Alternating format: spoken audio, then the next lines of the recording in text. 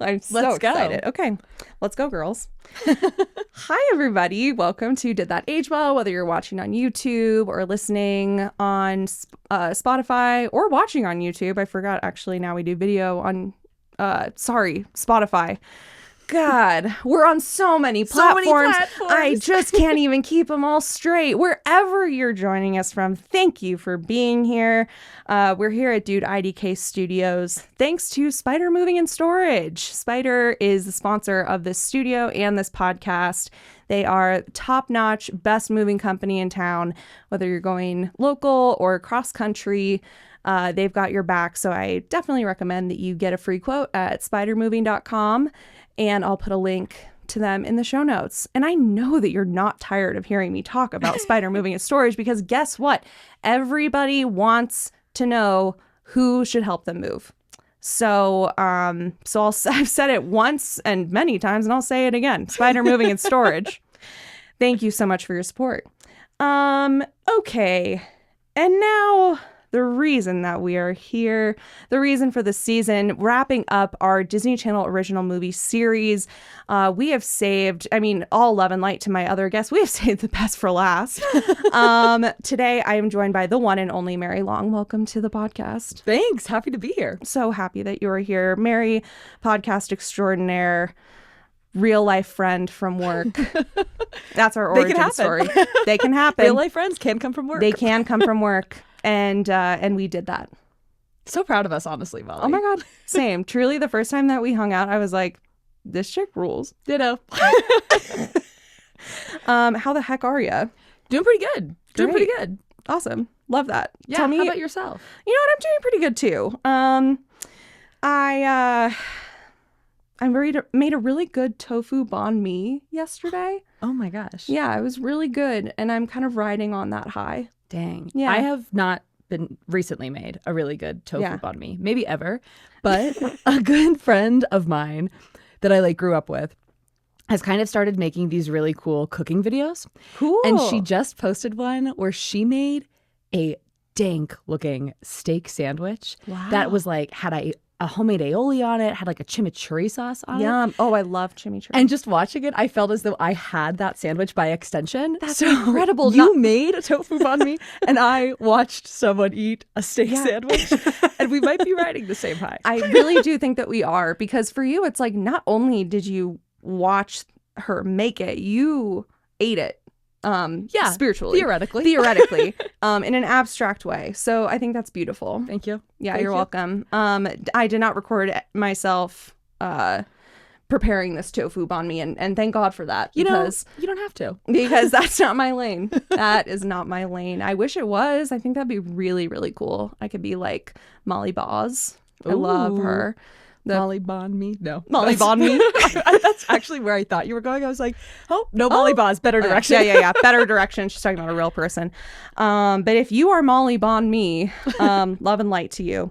Okay, today we're talking about Stuck in the Suburbs. Kind of a lesser known Disney Channel original movie. Or maybe not lesser known, but just less popular. Yeah, I have to say, I realized that mostly in kind of Googling and searching for some lore around this movie. It looms very large in my imagination. Love that. And I don't really know why. I thought it was a fantastic and fun film. Oh my gosh, yeah, we gotta say right off the top. So fun. A blast. Yeah. Yeah. And honestly, it follows a lot of tropes that are easy, obvious tropes. Yes. But I felt there was some messaging of stick it to the man, support your mom who has cool civic engagement. Yes, absolutely. I'm this is kind of a hip movie. Yeah. It's playing as something more simplistic, but there's some undertones. I think that there is a lot more depth than what meets the eye. Mm-hmm. It's this movie is sort of an iceberg. Yeah. I gotta say, there's a lot more going on under the surface in this 80-minute movie. Yeah, it goes quick. Flew by. It's only 20 minutes longer than an episode of The Pit, a show that I am enjoying very much. I have not seen The Pit. All right, well, Mary, I've heard fantastic things. I really got to get on that train. Oh my God, it is so good. The other day, So Sunday was Hunter's birthday, and he's like one of those people that's like, I don't like to make a big deal out of my birthday. Oh yeah, I think I told you that. I was like, it's so annoying. I don't know what to do. Make a big deal. Like, I want to make a big deal on your birthday. And he's like, oh no, I don't want to be perceived. So even when he learns that I've even mentioned his name on the podcast, he's gonna be like, oh my God, I've been perceived. I've been perceived. Oh my God, that's so embarrassing.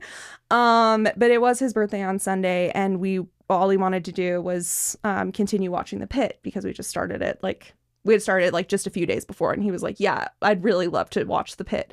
We finished like up to the most recent episode, and it was like, honestly, it was tragic that we had no more to watch, because it was like, okay, well, now we're all caught up. Now we have to wait a week for the episode to come out, just like everybody else.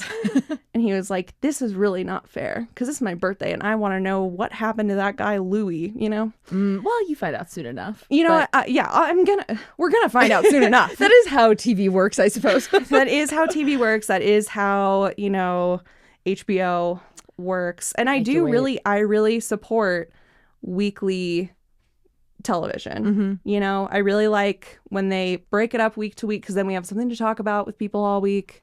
Except for you, Mary, because you haven't seen it. I know, but Molly, I will say I feel better about not having watched it, knowing now that you only recently started it. I feel that makes me feel less behind. Wow. Than maybe I deserve to feel. That's huge. And that's huge. So thank you. Oh my God, you're so welcome. Love and light to you. Shout out to all of my friends who had recommended The Pit, and shout out to the Golden Globes and the Emmys for giving a bunch of awards to that show. Reinforcing, this little known show, The Pit. But seriously, go watch it. Yeah. Okay. Anyway, so an episode of The Pit, standard 60 minutes. This was only a little bit more than 20 minutes longer. Yeah, 20 minutes longer, if that. In the beginning, we start with this like teen magazine montage. Oh, wait. Before we even get into it. Yeah, I was going to say. We gotta rewind. You were saying that this held a very special place in your upbringing. Yeah, I don't know that there's much more I can tell you on that, because I don't really know why, but I do know that when we were kicking around ideas for movies to watch, and Stuck in the Suburbs was one listed, I was like, oh, bring me back. And I will also say there were moments in this movie that I was not going to be able to recall to you before I rewatched it. Yes. But there is this scene super early on in the movie in which like this gaggle of girls are like fresh out of soccer practice, and they're listening to their favorite singer. More on this to come. More on But the scene is like they're dancing, and then they stand on the couch and they step over. They like move their weight to the back of the couch, so the whole couch flips. Yeah. And I swear my sister and I did that. Yeah. I think because we saw it in this movie. What other reason would you have? You wouldn't have even thought like, oh, if I do this, the couch is going to knock over. No. Yeah. And so it feels insane to say that is why it looms so large. But that I know that we did that action after having seen the movie like underscores it was a big deal. No, but I couldn't have told you why. No, but honestly, that is the key to staying power in a movie, is the choreography. And really, if this had been made today, that would have been like a TikTok trend. They would have been like, all right, step on the couch and make it knock over. That would have been a whole thing. And so it's almost like you sort of had that in its own way. In a 2004 kind of way. Yeah, no one else knew that no we were one doing else that knew. Until they came over to our house, and then we forced them to do it with us. But yeah, and I love that. One of my favorite things about Disney Channel original movies, DComs, of course, is choreography. Yeah. Yeah. And like the outfits too. Choreography, the outfits, the fashion accessories, like yes.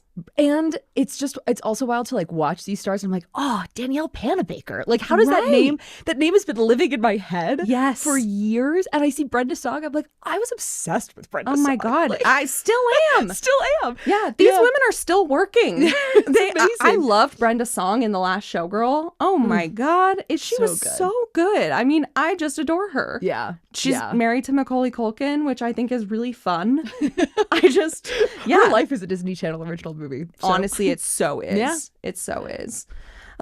Okay, so anything else about like the background of this movie and like your experience rewatching it overall? About the background. No, I think actually what's a little disappointing for me to realize is like there's not much background to this movie. And I guess that's maybe because like the plot is pretty simple. Right. Like, it is called Stuck in the Suburbs. Maybe it means something, maybe it doesn't. That we never know what suburb that is. And that's what I love about it. It's like it does not matter. Yeah, it could truly be anywhere. It could be anywhere and anything. Yeah. Yeah, I loved it. So I feel I was disappointed that there was not as much lore about it, like to look up now. But I guess that kind of suits the film itself. Yeah, totally. Because it's like, this could be anyone. I mean, like we were saying before we started recording, it's like, this could have been me. Yeah.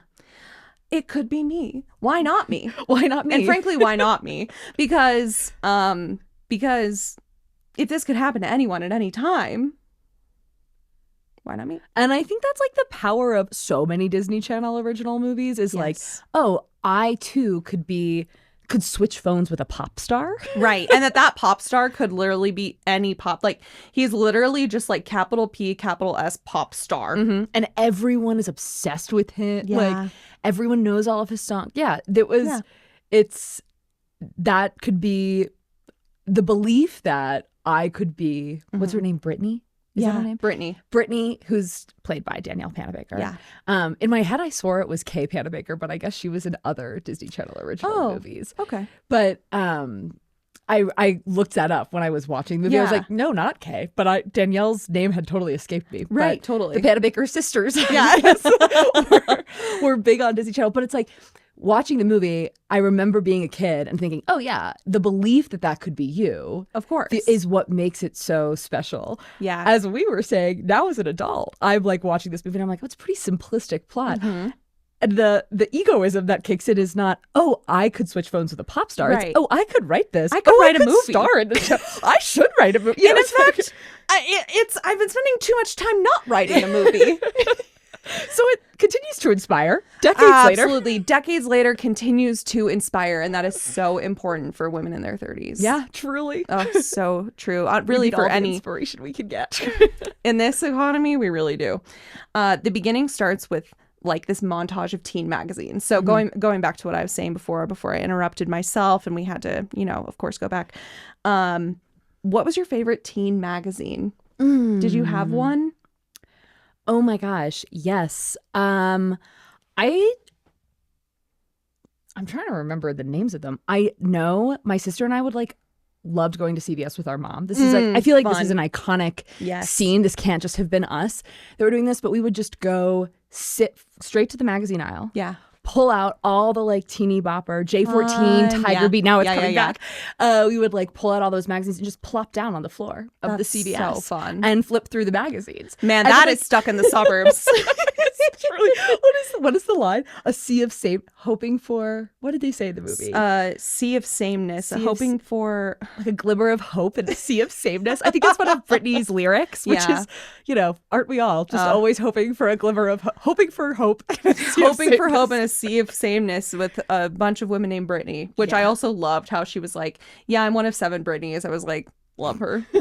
Obsessed. But I feel, favorite J14, Tiger Beat, something like that. Totally. If you told me that they had wildly different like personalities or takes now, I would not be able to defend my choice of course, yeah, because they do all kind of blend together. But there were some that were sort of like a little bit, not necessarily teeny bopper, but were still like teen magazines with some celebrity coverage, like Teen Vogue and 17 and Cosmo Girl. Yeah.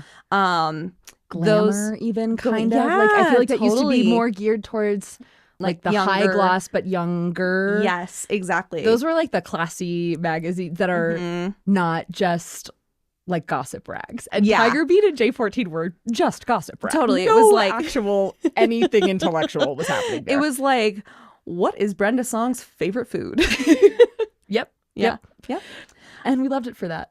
And God bless them for that. Truly. Yeah, but I really was taken back to a place with just the montage of teen magazines. I said, I want to be on the floor of CVS with Mary reading a teen magazine. Who doesn't? And who doesn't? The freedom. So, girl, it's everything. So, okay, we're introduced to the pop star. Yeah.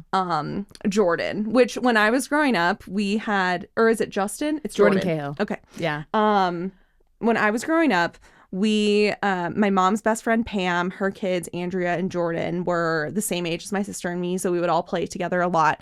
And anytime that there was a character in a movie named Jordan, it would be Jordan's like worst day, because it was like it would be like Jordan, Jordan, Jordan, Jordan, Jordan, Jordan, Jordan.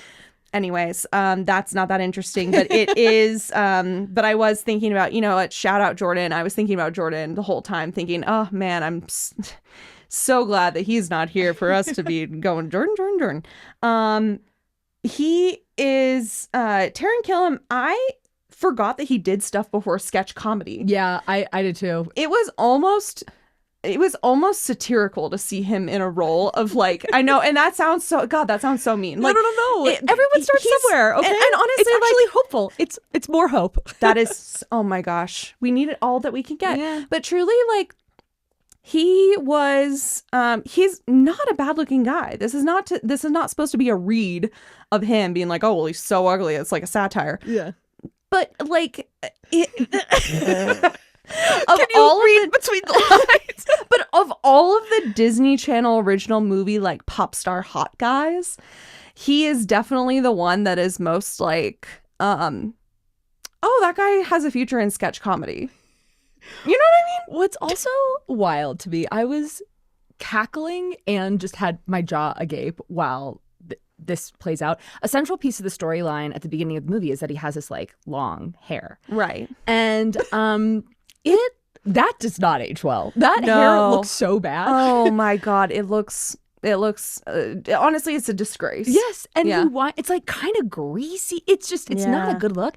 And he winds up through a series of events, up getting his hair cut kind of against his will, but not in a but it's also way. Sort of like what he wanted. Yeah, but it's deep also down. what he wanted deep down by these two women that know what he wants more than he absolutely. does. And he looks so much better with the cut hair, but his producers are freaking out about it. I'm like, guys, you guys, we do have we have a hair and makeup team here. Like we could have made this a little bit more believable. Right. Maybe that like this long hair was like the hair, you know?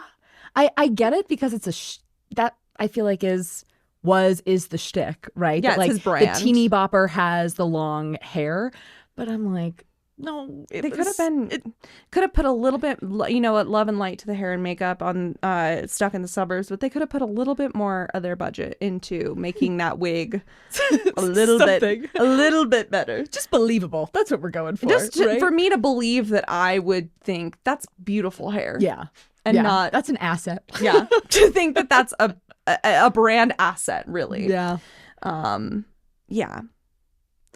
I couldn't agree more.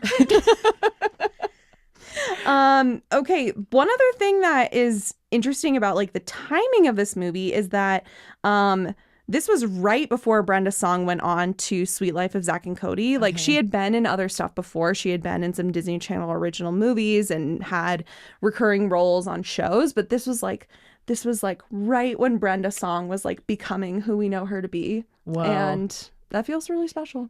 I'm so glad you mentioned the timing because watching her, she like comes in as like this new kid at school. Right.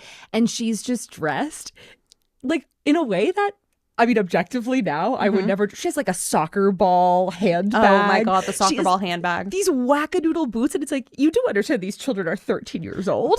Right. Yeah. You know that this is junior high. It's so wild. But I was watching Brenda Song and I'm like, shit, that is like such a cool outfit. Yeah. What? I'm like, fashion girly alert. Truly. Yeah. You feel through the screen. You're like, yeah, she's cool. She's an awesome person. Totally. And it felt very London Tipton coded to me. Yes. You know, they're different characters for sure, but I saw so many echoes of London Tipton in this. I'm like, that is who I know Brenda Song to be. Right. And so it's interesting that this is like right before then, you know? Totally. It's like the London Tipton influence on what's her name in Schitt's Creek? Oh, the daughter. We pause. Nick, go ahead and edit that in. I'm only thinking of Catherine O'Hara. Oh, and rest in power. Yeah. Rest in power. So anyways, the way that character is like, oh yeah, like this one time when I was in Ibiza, this one time when I was in Barcelona, this one time when I was in New York, this one time when I was in blah, blah, blah. Yeah. Like that feels very like London Tipton, which of course feels very, oh my God, what's her name in this movie? Her name is Natasha. Yeah. She comes into school, she's a new girl, and she's like, I've been living in Europe. And of course it is a lie. Yeah.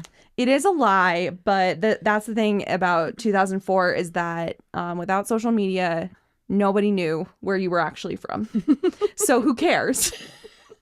Have you ever did you ever like lie? So Mary, have you ever lied? Do you want to confess anything here on this podcast? Have you ever told someone that you were from somewhere that you weren't, or like made up some sort of identity? I mean, in a serious manner, like with the actual hope of befriending this person, and like, because have I lied about my identity? Yes, at a bar, my friends and I have done bits and pretended that we're, you know, getting some cool degree. That's so fun. Like, you know, I love that. Not really that accents are involved. Like it's not that deep an acting thing, but she's an improviser. Yes. Have I lied on stage all the time? on the stage. But like never. Only ever as a bit, never with the actual hope and plan that of like I will lie to you, Molly, and that's how we'll become friends. Mm-hmm. And even though my lie is so easily disprovable, still I will have won your friendship. Like that, no, never. Yeah. Well, thank God. And even if this was the time when you came to confess to me like something that you had been keeping to yourself or lying to me about, you know, I'm frankly I'm glad it's not. It would have made for a great podcast. Oh my God. Would have completely derailed the discussion. No, I would have gotten us right back on track to this movie because it is so good that even your confession that you are that you never sat on the floor of CVS and read these teeny bopper magazines, that you had just lied to me about that. I mean, I could have just made that up, huh? Yeah, you totally could have. But I know that you didn't. I didn't. Yeah. I know you didn't. And thank you for that. The image was too visceral and vivid. Yeah, it was too specific to be made up. You just can't write this stuff, folks. When I was in probably first grade, the answer is yes. Okay. I have. I was like, when I was in first grade, it was St. Patrick's Day, and I was like, it seems like being Irish is pretty cool. Yeah. So I just told people I was Irish. Shit. Just like my classmates and stuff. And then one time there was somebody, and one of my classmates, their mom was pregnant. And so they were like getting a bunch of attention because it was like, oh, you're going to like be a big brother or whatever. And I was like, so is my mom. And I told a bunch of people that, and she wasn't. Oof. And my teacher was like, oh, like Molly shared the news. And she was like, what? Oh, see, that's a tricky one because your lie implicated someone else. Absolutely. It did implicate someone. I was 6, but okay. Don't really know what's going on. But then it was also around the time, maybe like, I don't know, I think I was probably like 8 or 9 when I went to my first bar mitzvah, and I was like, this is awesome. I want to be Jewish. And so I did tell people I was Jewish for a little while. You know what's funny? The common theme, I guess, even in Ireland, it's pretty, like, these Brenda Song's lie is like, oh, once upon a time, I lived in Europe. Yeah. My dad is in New York. Like, totally. And Molly's lies are like, no, my entire identity is not who you think. Just when you thought you knew me, I'm Jewish. Were they cool? As you're saying this, I'm being brought back, and I'm reminded that, like, for whatever reason, I'm from Virginia. Mm-hmm. And so, like, went to school in Virginia. Right, yeah. And it was like a cool, I don't know that it was actually cool, but there was this gaggle of girls that would love to talk about how they were from Texas. What? We're like second grade. Like, sure. So you're arguably, yes, your life has just begun, but you are from wherever you are right wherever now. you are right then is where you're from. You don't really get to choose. So, and they had, it was, I think with these 3 girls that I'm thinking of, they had all lived in Texas for like a year before they could function and they just thought it was like this cool cultural thing to be so like annoying. Lean into the cowboy boots, and that was their they were like, it's unifying. My culture. Yes. Yeah. And it's like, you're 7 now and you were 2 when you were there. But I never lied about being from Texas. That does really just and coming clean. Just I gotta say, she's never lied about that. And I've never heard her say that. This does remind me of and Amy, forgive me. This reminds me of my sister, how she was born in Mexico. She was born in Guadalajara because my parents were there for work.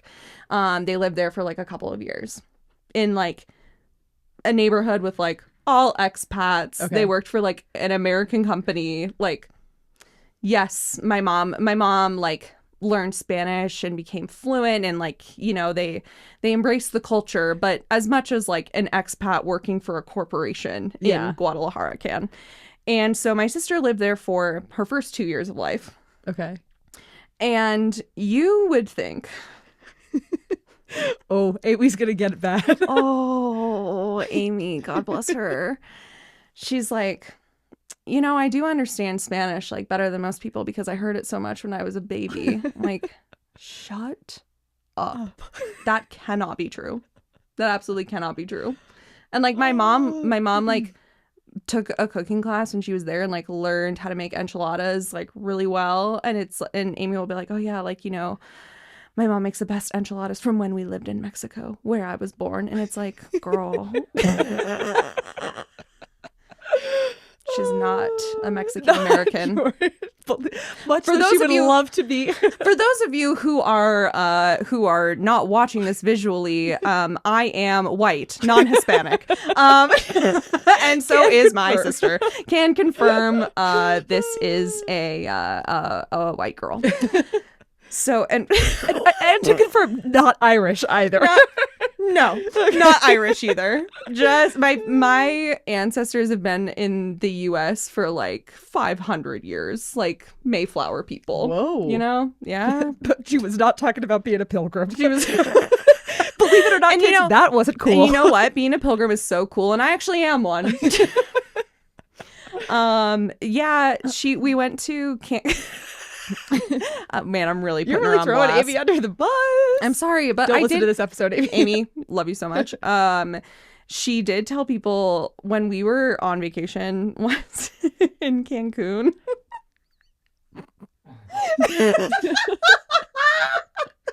When people will be like, "Where are you from?"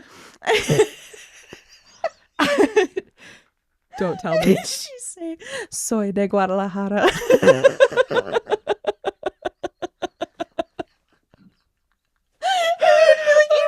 Say that. That's not what it doesn't mean you were born there. It means you were from there. So those girls who said that they were from Texas, I couldn't agree more that they're not from Texas. No, they're not. They're not. If you live there for a year, or if you can't even remember it. I mean, I was born in Idaho. I moved when I was a toddler. I don't remember it. I don't tell people I'm from Idaho. But it's worse when you say that you're from a foreign country. Yeah. Soy de Guadalajara. So tough. With the straightest of faces, too. Let me just say, though, that she is a better person than me. Okay. And so she does have that going for her. She's a really good person and she's better than me. Well, she's never lied about where she's from. That's actually an important distinction. She's not lied. She's just, you know, phrased it in such a way. It was the language barrier. But truly, when Brenda Song's character comes onto the scene saying, you know, I've been living in Europe, it's really giving like Hilaria Baldwin, like how you say cucumber. She's like, who is Jordan? I am curious do we find out in the movie? She never knew. She genuinely did not know who Jordan Cahill was before she moved. I can't remember. This might be a potential plot hole because everyone in this town, this unnamed town, which is a suburb of an unnamed city, I was really trying to guess where because some scenes there was like Spanish Moss and I'm like, is this Georgia? Is this South Carolina? But then what's the city? Like Spanish Moss is by the beach. So then I'm like, California feels like a classic Disney move. But anyway, who's to say? But everyone in this town knows who this guy is. And you're assuming that he's an international pop star. He's not like only a star in this suburban town. But and he its is allegedly from there. And I guess nobody else knew that. Yeah. I'm like, if you know, if you're calling your friends when you see that he's gotten a haircut, you know where he's from. Yeah. Yeah. Anyway, so a couple notes for the writers. For the writers. But like everyone, even the parents know about this pop star. And Brenda Song, when she comes onto the scene, allegedly has no idea who he is. And I'm like, really? Yeah. Really? That I don't buy. I think that she's trying to maintain the facade of like, I'm not from here. She's committed. I have another I like, this isn't my culture. I'm here with fresh eyes. Okay. You know? Yeah, fair. But it is really funny thinking about how in 2004 living in a different place means that you could have totally different cultural touchstones. Yeah. And now it's like cultural touchstones are determined by the algorithm. Ooh. Like when I'm like, oh, have you heard this catchy new song by this guy with gorgeous long hair? Yeah. It's like, well, it could be anybody because we're all in different algorithms. You know what I mean? Yeah. And instead, this was an era when people could like live in different places, and that it determines their pop culture references. You know? Were there any what were the touchstones of your area? Oh, that's a great question. Okay, when I was when I was in junior high, 303 was huge. 303, baby. And so that was like, I think eventually they did become like more nationally known. Yeah. But it was always kind of like, it's a Colorado thing. Like, we know them. 303 life, baby. I was a 970 number though, unfortunately. So you couldn't really claim it. I know, that was tough. For me. You should have lied about that. I should have. You can't really lie about that. I know, because then it's right there. It's really right there on your phone. Yeah. So that was tough. The trials of being from Fort Collins, Colorado. The things that reminded me of home when they pull up to the house and she goes, whose house is this? Does anyone live here? Oh, because the houses all look the same. Oh my Hilarious. God. Molly, speaking of montages, like, yes, the movie opens on a montage of like the magazines, but also it opens on just like shot after shot of these houses. And it's funny to me because who am I to judge the camera work in a Disney Channel original movie? But it's kind of like uneven and like wobbly, and it's so tight too. Yeah. Like, no drone shots, I'll say that. I was laughing just at brick house after brick house after brick house, and I'm like, they could actually all be the same house. Like the way that this is shot, and that the way that it's cut is very funny. Because you're right, it could have been just like a one loop. Yes. Over and over. Pretty funny. Pretty funny. But I did like there were these funny little jokes in it that weren't so heavy-handed as Disney Channel original movies often can be with Love and Light. But like the house is all the same. The fact that all the girls got matching shoes because, oh my God, because she thinks that she's got one-of-a-kind shoes, and the other girls are like, I found those shoes. We're all going to have the same shoes. And she's like, oh God, everything's the same. And then, pulling up to the house and being like, wait, whose house is this? Does anyone live here? Yeah. You know, you're stuck in a loop. Every street is the same name. It's all like Mayflower Lane, Mayflower Court, Mayflower Drive. Like all of that was pretty funny. And the fact that her name is Brittany and she's like, I'm one of seven Britneys. It's, there's so many great... like the brother is a funny and I would argue like ultimately pretty unimportant character. Yeah. But like he again is another character scene moment, something that I saw in this film. Rewatching it, I'm like, oh, he looms so large in my memory of this film. Like this kid who's like hiding under his sister's bed all the time, like hanging out behind her door on her own. A hilarious gag, by the way. And so there's this whole subplot that feels like a generous term because there is no plot of to course, it. yes. But it is this something of brother just trying to eavesdrop, I guess, on his sister, not even really prank her. Yeah. And it's delightful, but it's so stupid. Yeah. There is no point to it. There's no point to it except for being like, oh, my little brother. Yeah. And she's got an older sister who is like a brainiac, and she Horrible is driver. nervous when she's driving. She's a horrible driver, but pretty much good at everything else. And again, I think that the whole point of that is basically it's just like, my older sister. Yeah.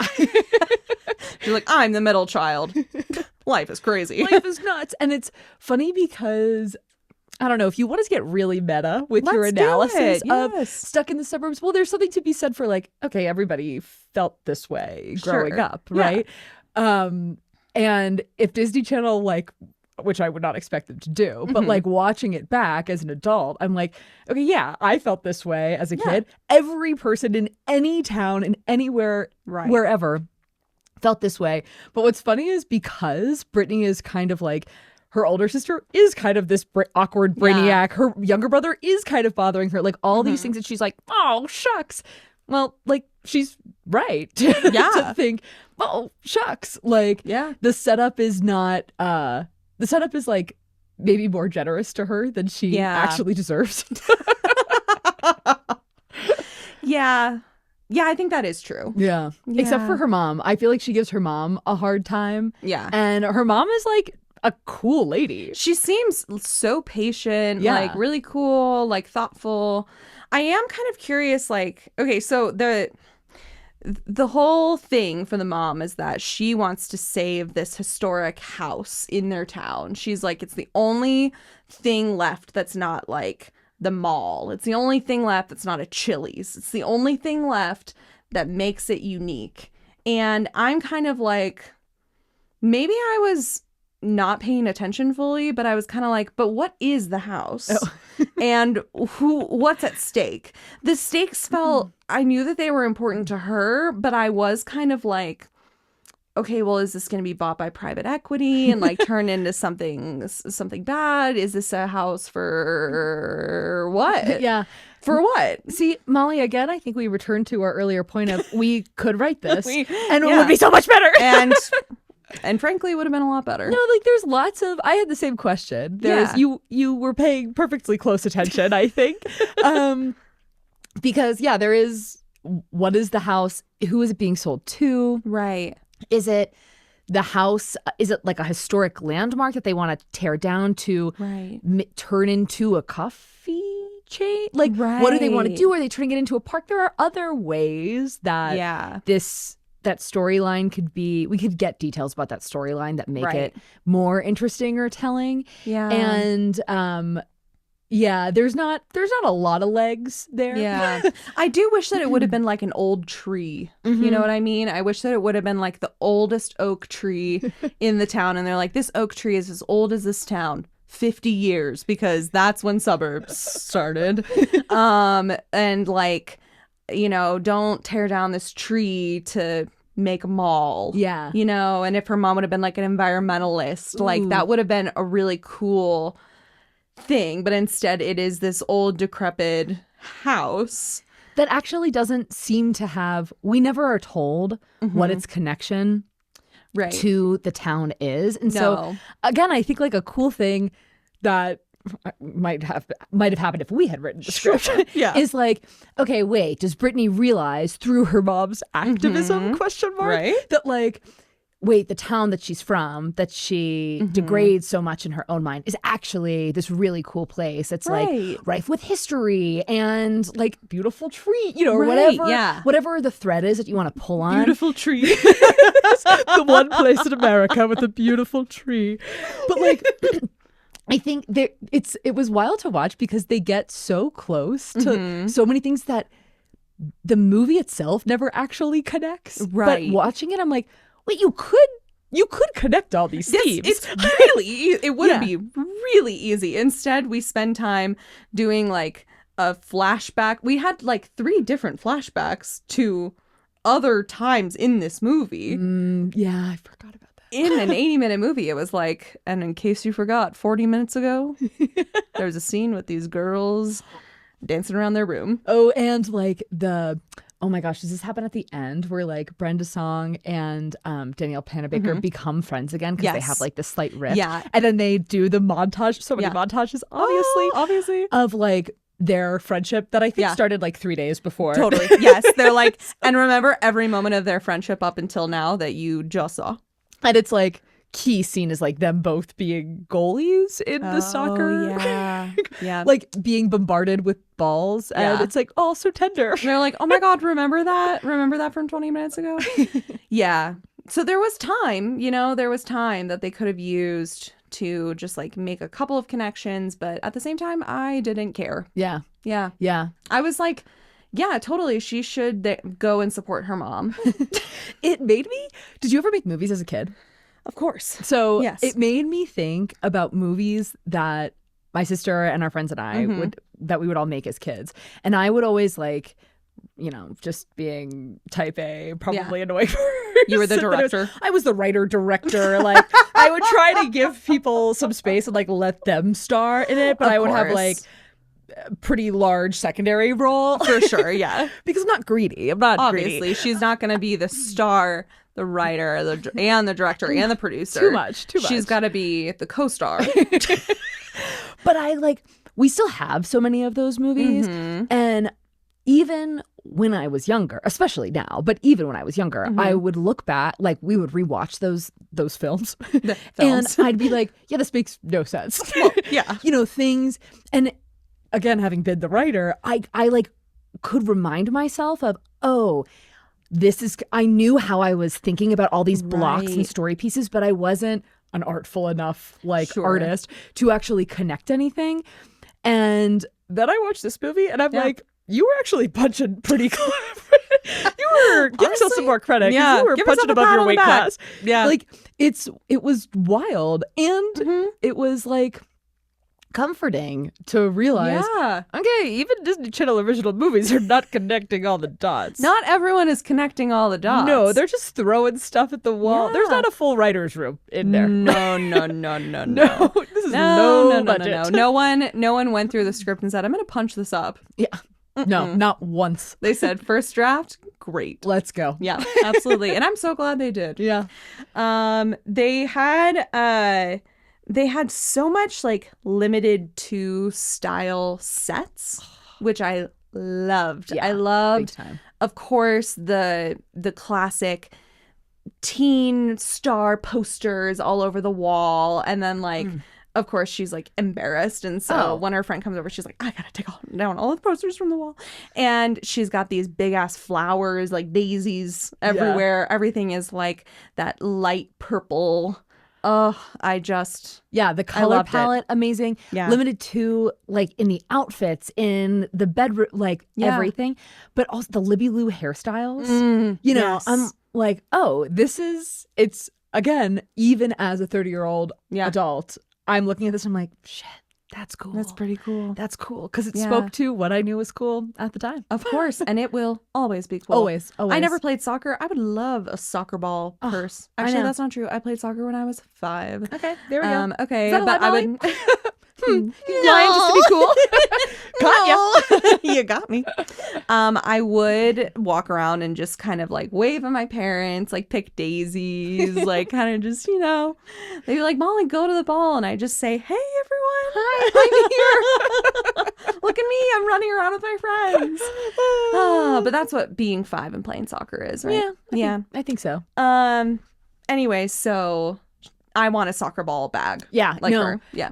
I really honed in on that bag. And I was like, I don't think that I would actively seek that out and spend money on it now, but I do want it. I deeply want it. I really do. Yeah. And the thing that also is kind of sad to me is that like there probably is something like that at Urban Outfitters. And it's sort of like I say out of one side of my mouth that I want it, and then out of the other side I'm like, but I don't want it. I don't want it like that. Like I don't want other people who weren't there, you know?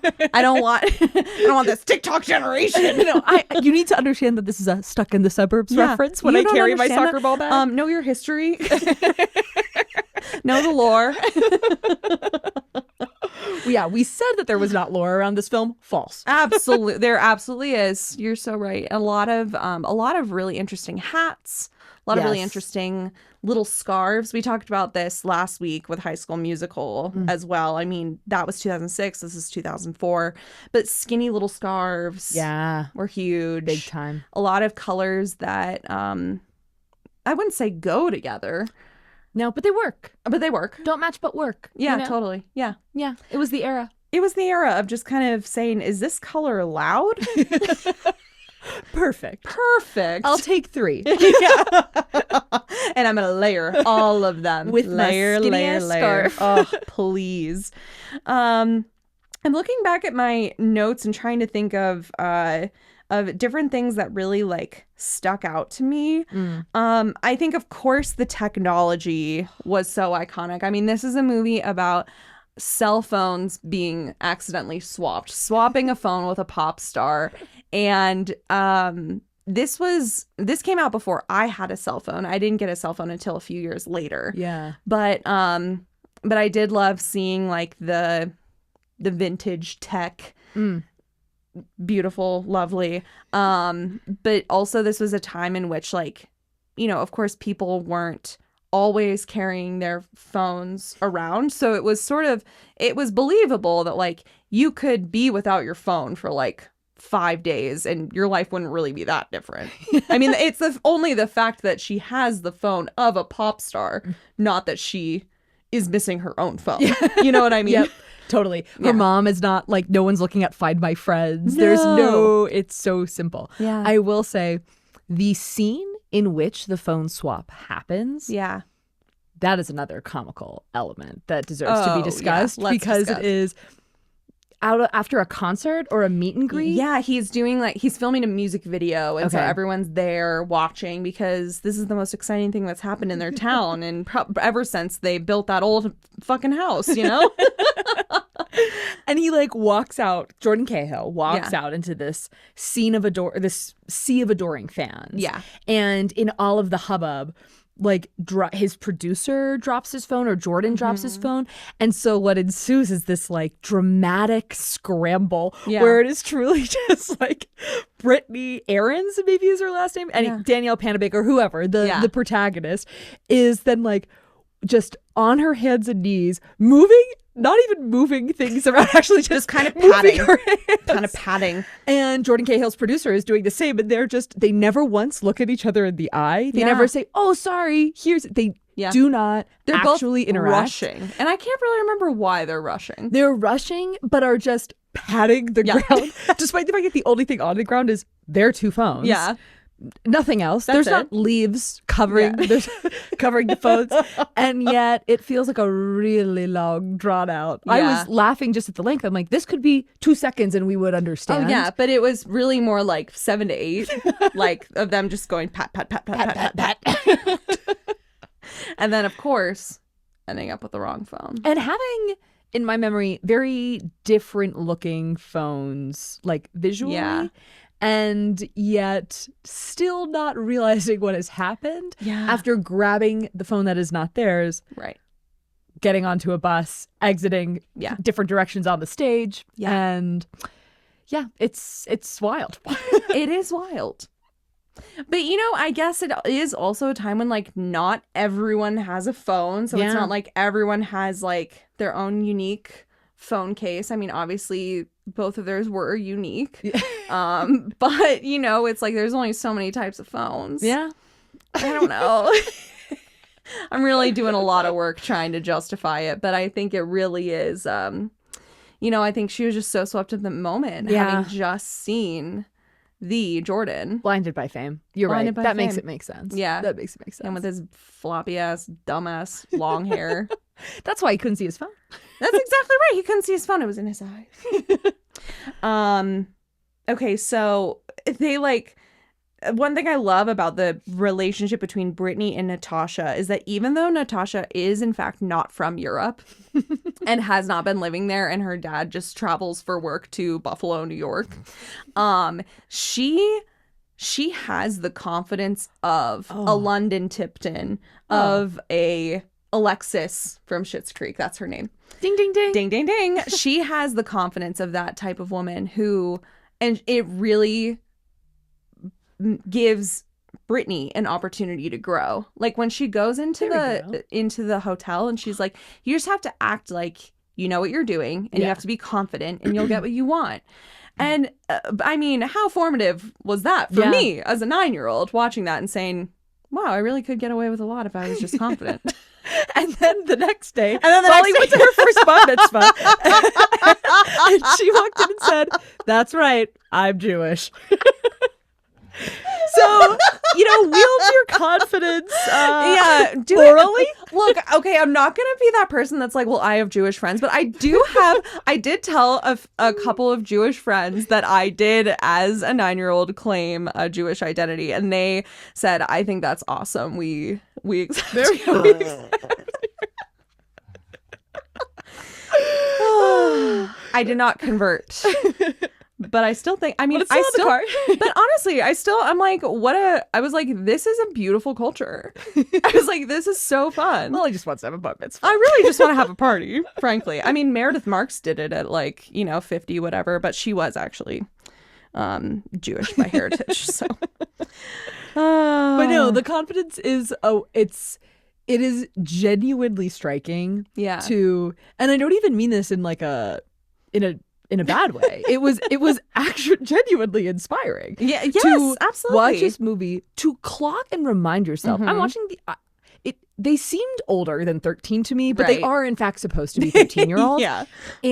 Or even 12, depending on when middle school starts. But when that hotel scene, I'm so glad you mentioned that, because I had to rewire my brain to remind myself this is a 13-year-old girl. Yeah. Going up to also a 13-year-old definitely, and basically being like, no, we're gonna go into Jordan Cahill's room, and it is laughable and shocking on the one hand, but it is also wait, the message that she's delivering to Brittany and to young viewers everywhere, all over young the viewers country, like me, is no, you can be loud, you can so you can be strategic in getting what you want. You can solve problems. You can just not take no for an answer. Yeah. When an adult tells you no. Or he was basically their peer. That bellhop. But totally. But still, when someone in authority tells you can't, just be confident, and maybe they'll just let you get away with it. And I also think something that really made an impression on me was just this narrative of the tortured pop star, the pop star who wants to just be in touch with his real artistry. Yeah. It's very Britney Spears Lucky, I think that this was a common tale at the time. Yeah. And unfortunately, it just didn't really translate to a shift in cultural perception of pop stars. It didn't make us as a culture be like, oh, we should really let pop stars have more autonomy. It was just oh my God, that's so sad. Yeah. Yeah. I will say there was a moment many moments throughout the movie where I was like, is this an anti-capitalist movie? I know. I was like, is this Josie and the Pussycats? I was like, hold on. We're getting somewhere. Yeah. Just because there is this tension, which I feel like a lot of Disney movies did play with, because they want you to, and I kind of like this. They want the viewers to see themselves in a lot of the Right. like kids that are just normal kids, but then also they want the normal kids in the movie to see themselves in the pop stars. They want the Right. kids that are watching to see themselves in the pop stars. Like, that's cool. But there is this tension between Jordan, pop star, but really just a regular guy. But really just a songwriter. Yeah. And his like production team, his management team. Yeah. That one of his producers is like his best friend from growing up. So he's kind of more aligned with Jordan. But the Right. manager is the real like, if this movie has a villain, which is a stretch, then it's the manager. But that was an interesting tension to see play out because, yes, it is simple and it's kind of expected for a Disney Channel movie. But I was like, wait, this is kind of sick. Right. Yeah. But they're like, wait, maybe I shouldn't just do what these people say just because they're making money off of me. Yeah. It was really interesting watching. Knocked the mic. Watched this movie early yesterday evening. Later yesterday evening, I watched The Moment, the Charlie XCX mockumentary about like basically her management taking over this brat tour and making it into something like totally ridiculous. Ooh. It's very good. I Okay. would recommend it. But it was hilarious watching those two right next to each other because, I mean, the plot is so similar that it's like this pop star that like everyone who's trying to like make a buck off of this person is putting them into a box and trying to make them into this version of themselves that they aren't, and trying to just like please the record label and please Amazon and please like all of these different stakeholders at the cost of the artistry. Yeah. And it was, I mean, both of them were like caricatures of the pop star experience and also like portrayed in a way that like could not be more different because one is The Moment produced by Charlie XCX, the other is a Disney Channel original movie. But they could not exist without each other. But they could not exist without each other. Exactly. Stuck in the suburbs. Jordan Cahill walked, so Charlie XCX could run. That is exactly right, and I've always said that. I've been saying that since 2004. Absolutely. I've been saying that about Taron Killam for years. I've always been saying he one day will influence pop star Charlie XCX. In fact, all of celebrity. Yes. The way that we think about and consume celebrity. Yes, exactly. Yeah. So thanks, Yeah. Taryn. Totally. But it was, I was kind of thinking like, by the end of the movie, it seems like Jordan and Brittany are friends, or are they something more? She's like, oh, I'll see you in New York, like blah, blah, blah. I couldn't really tell, like, what's the nature of this relationship now? I know. And I felt myself like wanting them to become something more. Totally. But I'm kind of glad that the movie doesn't dive too much into that because at the end of the day, it is just a movie about a girl navigating her life with her friends, like how a normal person thinks about celebrity. Brittany herself wants to be an artist one day. And so it's like, oh, I like that they did not lean into having to make it a romance movie. Right. Or even like, oh, the happy ending requires that not just Britney's already had her stroke of luck and switched home with a pop star, as if that weren't enough. Well, now it's her boyfriend too. Right. Like, yeah. I'm glad, as much as I felt myself be like, ooh, are they something more? I'm Will like, they, won't they? oh, I kind of like that we keep this movie just like, no, that's not what has to happen to actually like wrap this up and to give us an ending. The primary relationship is between these two girls and their friendship. Yeah. And I will take a movie about female friendship over a romance any day. Yeah. Because those are the relationships that matter. That's a true love story. Yeah, there we go. There you go. Oh, Yeah, they get the montage. the montage how of you their know. 3 weeks together. But it is so magical when you're that age and you like meet some really cool girl and like you just hit it off and you're like, it doesn't even matter that they don't like the same pop star. Yeah. And also that's crazy because like that seems to be what really bonds the rest of the girls together is that they're like, we live in this boring place, we play soccer, and we love Jordan. Done. It really did remind me of like how easy it was to make like just because you don't have to have that much in common. Yeah, you really don't. Totally. In fact, you can lie about your identity. You can be a totally different person. And you can still actually be really good friends. Right. Yeah. And also it's like, you know, she did lie about, you know, who she was, like where she was from, but she wasn't really like deceptive in her relationship with her. She wasn't trying to like make a friend so that she could bamboozle them and like take advantage of her. She just truly like wanted a friend. And I feel like this is important to note too, that even though Brenda Song, yes, lies, Natasha lies about like being from Europe, etc.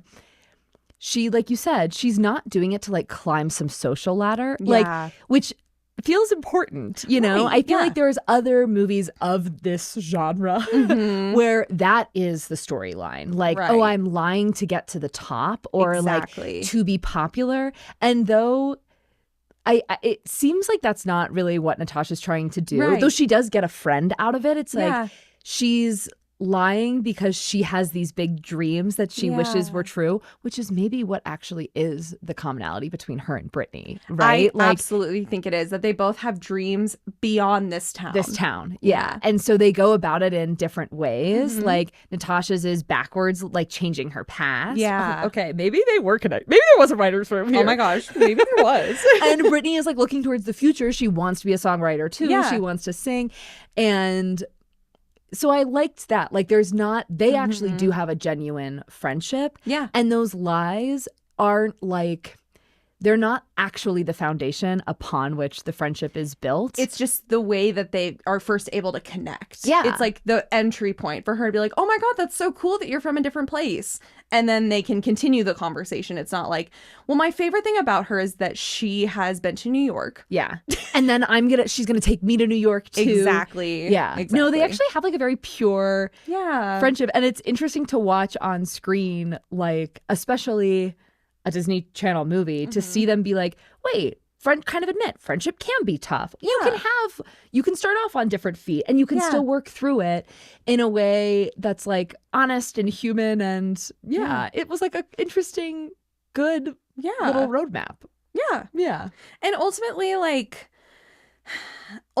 they come around and both realize that like they have made mistakes. It's not like Brittany has been totally honest either. Like they've both been dishonest in different ways. Yeah. You know? Yeah. They share fatal flaws. They do. And that's important. And that is the foundation upon which friendship fatal flaws. Absolutely. And what's ours? So listener, go ahead and write in and let us know what you think our fatal flaws are. Obviously mine is I'm not even gonna get into it. We're not gonna bring it up again. I'm not talking again about how I told people I was Jewish when I wasn't. We're not talking about that. No. The soundtrack was pretty fun. Honestly, soundtrack, awesome. Great. Here is one unanswered question. Okay. That I was trying to figure out online that I couldn't. Okay. Who is the voice?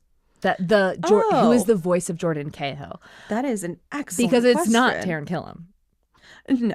And apparently I saw somewhere on some Reddit thread there were rumors that it might have been Drew Seeley, but apparently a Redditor DM'd Drew Seeley and said, "Is this you in the movie?" And he said, "That ain't me, dog." That ain't me, dog.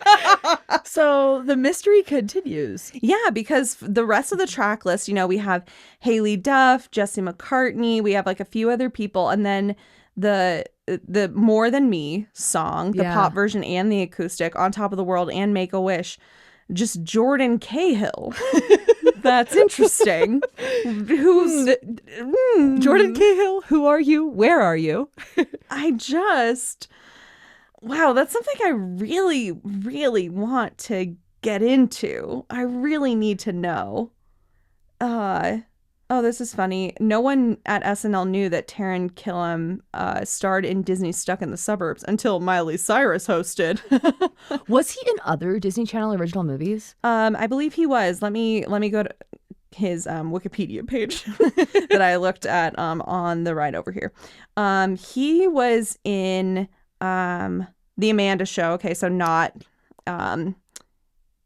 not Disney, but Nickelodeon. Yeah. Same universe, you know? Yeah, totally. Same circuit of kids. Okay, let's see. Any other? No, he was just he did Naked Gun 33 and 1/3, The Final Insult, which was when he was a boy. Then he was in The Amanda Show. And then he joined Mad TV. Then Wild and Out, Nobody's Watching. Then he was in Stuck in the Suburbs. And then, that's it as far as Disney Channel original movies. Dang. Yeah. Honestly, I'm ready for you to debate this take. Oh my God. But does he have the most consistent career out of like a Disney Channel? Whoa. You know, like obviously he wasn't actually a pop star, right, when he was playing Jordan Cahill. Sure. But I feel like to go from being a Disney Channel kid, you know, not one of the mains necessarily, but still like prominent Disney Channel kid, to then like end up on SNL. Right. That's a pretty, you're punching in big circuits. Yes. At two different times of your, you know? Yeah. That feels impressive and noteworthy to me. Does he have the widest range? Yes, maybe that's what I'm trying to say. You know what I mean? Because it's Is he the real star? Is he the real star? It was right under our noses all along. And that is such a Disney Channel original movie trope. It was right in front of me all along.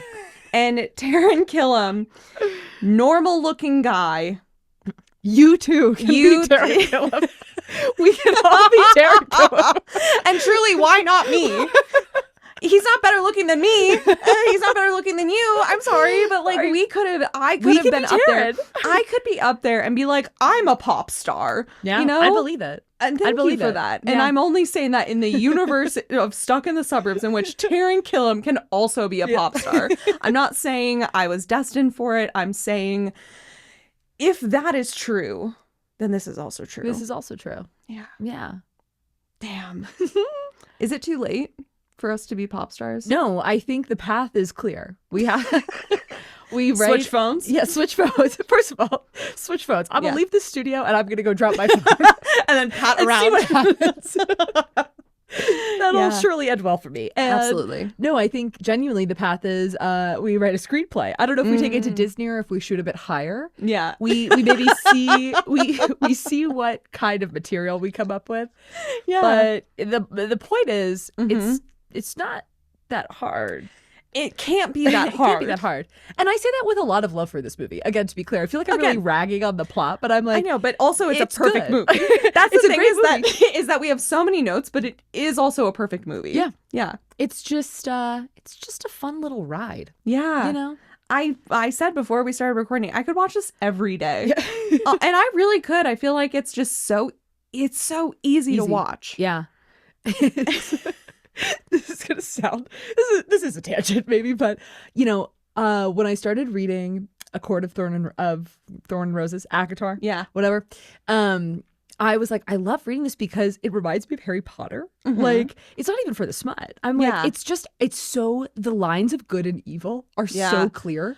Totally. And you know what side you're I love nuance, but it's so fun to read a book where it's like, no, there's not nuance. My guys are the good guys. Totally. And there's no doubt about that. Everyone else is evil. My guys are fun. Yep. They are funny. We just love each other. Like, you feel like you're a part of the gang. And that's kind of what, again, not really a clear villain in this movie, but I like that the stakes are low but obvious. It's just so, it's not pandering. It's not, you know, but it's clear. It's something that, like, the stakes are so low that truly anyone could put themselves in that position. They're like, you know what? Life is kind of boring in my town. And that's it. Yeah. It's like, life could be less boring, and those are the stakes. And this old house that my mom wants to preserve. Like, those are the stakes, and I love that. Yeah. I love that. It's like, and for Jordan, it's truly just like integrity. Those are the stakes. It's like, you know, either I live out my true artistry or I am a pop sensation. It's kind of like, all right, don't really see a downside there. Kind of seems like a win-win. Yeah, and it seems like, again, Taron Kelly, the actor, when faced with that decision from a character perspective, the actor himself, seemingly Taron chose the path of integrity. He really did. He didn't become a pop sensation. He didn't really. I don't feel like he sold out. No, he pursued art his whole life long. Yeah, built a thriving career. I know. Who among us wouldn't want that? Right? Yeah. Yeah. Well, I think it's a beautiful movie, beautiful message, easy to watch. It's like even the sort of like auteur version of his pop songs are perfect pop songs. It's entertaining as hell, and I just think that everyone should watch Stuck in the Suburbs tonight on Disney Plus. It's golden. Yeah. And I know that we're supposed to not endorse Disney or Disney Plus, but this whole month we have been watching Disney Channel original movies, and it is because of nostalgia, not because I love CBS. Yeah. They don't make them like they used to. Girl, that is so true. And until we start making them again. Yeah. And then we're going to make them just like they used to. Resurgence. That is the resurgence. Well, if you continue down this path of watching DComs, you should try to figure out when what was the last great Disney Channel original movie? Wow. I don't know the answer to that question. That's a question bigger than all of us, really. Listeners, write in with what you think was the last great. Yeah. I think it probably, my guess is going to be it was High School Musical.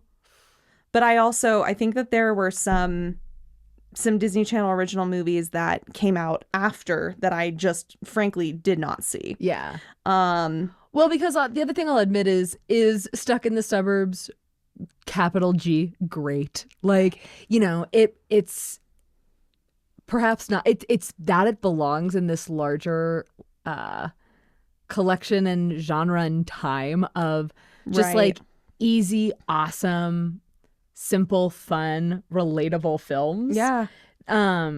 Low budget. Yeah. But it's like, I loved that it was low budget. It's totally fun too. And so, I don't know, maybe with High School Musical, like 3 or whatever, they got so high budget, or seemingly. Yeah. And that's where they lost some of their greatness because they lost the simplicity. I know. That's why you can't turn your Disney Channel stars into real stars, because then they want real grown-up money. Yeah. And oh no, we've become the managers. Oh no. That's what happens, folks, when you age. I'm looking at a Wikipedia page with the list of all of the Disney Channel original movies, and I never saw Camp Rock, but I know that a lot of people love it. Oh yeah. I mean, another movie that I would say is like fantastic, but then you rewatch it and you're like, sorry, wait, what? How, can you explain this to me? Sure. So she can't go to camp, but there's again a lot of plot holes. Sure. And just, wild things that happen. But that's kind of what makes them great. Right. As said. That was 2008, the Camp Rock came out. And a lot of the rest of these, I mean, I hate to say it, I do not, I've never met them. Sorry to this man, I've never met these movies. Yeah. So I cannot say objectively what the last great Disney Channel original movie was, but I am going to say, for me, it's High School Musical, probably. Okay, but wait, that's 2006. So that's 2006. Jump In was good. Corbin Bleu was in that. Oh yeah, I forgot about that. Witches 2. Never saw that Minutemen. Oh, I forget what that's about. This one is a science fiction movie. Interesting. It's about a couple of best friends. Classic. I mean, that is the beginning of every Disney Channel movie. Look, and that's all I need. I'm in. But I do wonder, do kids today watch Disney Channel original movies? I don't know. I don't know either. I'll have to ask my niece. Yeah, she's 3. I know. I'm like, who to ask? Do you know? I know. I don't know any kids. I know it's tough. I don't know a ton of kids. You know what? I'll ask my friend Annie's kids. They're like 7 and 10. I feel like that's a perfect ages. Okay. I'll ask them and I'll get back to all of you. Don't worry. Is there anything else that we didn't discuss today that we must discuss about Stuck in the Suburbs, or really anything that's on your mind? Anything you've been lying about? Sam, I wish that I lied. Maybe I should lie more. I know. I really wish that I lied more too. Yeah. I don't do. This will shock you, but I don't really do it anymore. It's kind of, for better or worse. Yeah, for better or worse, I kind of grew out of lying. We'll try it on, Maybe. Yeah, that could be fun. No, I feel like we touched on the movie. I really think we did, too. We touched on everything. Yeah. I mean, look, we've been here for the runtime of the movie. So what else could be said? But everybody, please follow the podcast on social media. Please subscribe to the YouTube channel. Write a review. Engagement, please. We love the engagement. Give me the engagement. It will make me feel better about myself. And we need that now more than ever. Make my day. Give Molly a glimmer of hope in a sea of sameness. And remind me that my podcast is not like every other millennial podcast out there, okay? I need this. I really need this. Mary, thank you so much for being here. Oh, thanks for having me. Anywhere that you want to direct the listeners? Anything you want to shout out? Oh, like to another movie? Or I mean, sure, yeah. I mean, I'll go ahead and say watch The Pit. Okay. I know nobody's been saying it. What I'm about to shout out is going to be way more lowbrow than that. I'm going to shout out Ice Princess. Love that. I haven't seen it in a long time, but I am going to watch it tonight after this with my friend who's been dying to watch it. And I'm like, wow, that could be a whole other conversation probably. So, incredible. Was that a Disney Channel original movie? Or no? It was Disney, but not a DCOM. Okay. I believe. Okay. Gotcha. So not the last great one. No. But a great one. But a great one. A great one nonetheless. Well, everybody, thank you so much for being here. Mary, thank you for being here. And I hope that you've all enjoyed going back through the Disney Channel original movies. There's, if you're new here, go back through the last few episodes. We've also got a playlist on the YouTube channel of Disney Channel original movies. So please enjoy and go watch all of them. Okay? All right. Love you. That's Bye. your homework.